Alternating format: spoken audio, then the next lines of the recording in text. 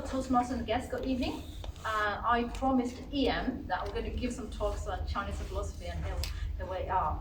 I think the best start is the Tao Te Ching, chapter 8, as a starting point. His first sentence is, the highest goodness is like water. And some of you might have heard of yin-yang in Chinese culture before. It's like two sides of coin, or two sides of the paper. Okay, yang, yin and yang. Okay. It also, we can explain it as a feminine and masculine. In the physical world, just pass down, please. In the physical world, we are more encouraging people to pursue yang energy, which is positive, active, strong, hot, leading, or dominant. However, in Taoism, yin is put in more important place. But of course, it's not belligerent. And instead, is more encouraging peace, inactivity, darkness, waiting, slowness, softness, and the docile aspect of things. In the eyes of Lao Tzu, water is the highest form of all the yin attributes. But as you can see from the handout, there's 9 virtues of water, 9 virtues of water mentioned over here. Today, I'm going to only focus on 3 of them. Water nurtures, water is adaptive, and water shows the power of softness. The first one, water nurtures. Water is source of life, as we all know, and liquid water is a vital measure of a plant's habitability. Every plant and animal will need water. And the element of water, hydrogen, and oxygen makes up 70% of our human body.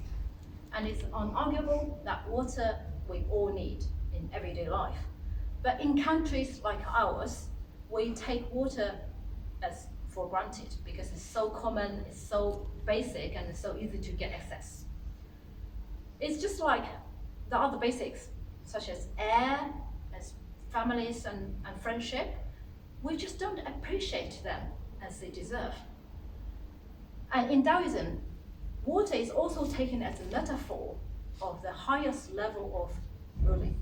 It applies in ruling a family, a community, a country, a kingdom, or even an empire. But of course, in nowadays, it also applies in a company and any organization. The best ruler rules as if he or she doesn't exist, and yet everything is in order. Unlike the world value, water, Taoism actually doesn't advocate faster or greater success, but it looks at more longer-term sustainability and follows the nature of the natural world, the human being, not human doing. Yet, when everything is in order, the ruler nurtures and serves quietly, just like water, without claiming any merit for it. So that's the first one, water nurtures. The second one, water is adaptive. Water adapts itself into the shape of environment without make any or waste any energy in resisting. When it's in a cup, it stays still, and it flows in river, it waves in the sea. So if we look at water in a river, there's subtle twist and big changes, big turns. Water always finds its way past obstructions without any effort. The river keeps flowing until it merges into the sea, just like life is ending at end. Before that, time just flows continuously, even with a big change in life. So change is inevitable. Water just accepts and is agile. So that gives us a lesson on how shall we live our lives. In addition to that, water functions differently in different forms, in different temperatures, like steam, liquid, snowflakes, and solid ice. It actually echoes a Confucius saying, the superior man is not a utensil. So actually it means it's many utensils. So he and she should be adaptive and useful when they're put in different positions. And that's what water is. And the third one, water shows the power of softness. Lao Tzu said, the living are soft and yielding. The dead are rigid and brittle. This doesn't only apply in the physical forms, but also in our mind. When our mind are rigid and stern, we'll find a difficulty in dealing with changes and become less productive. So Taoism doesn't encourage using hard form. Using form is often exhausting and prolongs conflicts. But being soft doesn't mean there's no fighting. Actually, preparation and holding back when we appear soft is preparing us to get ready to attack at the right time and the right place. So the soft and the weak may overcome the hard and strong.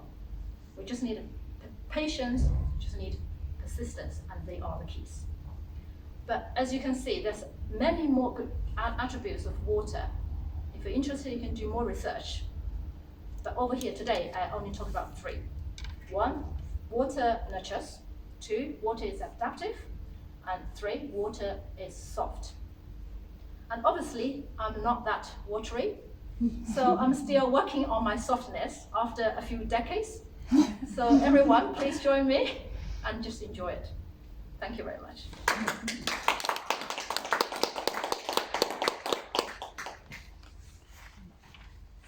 Thank you, June. That was extremely interesting.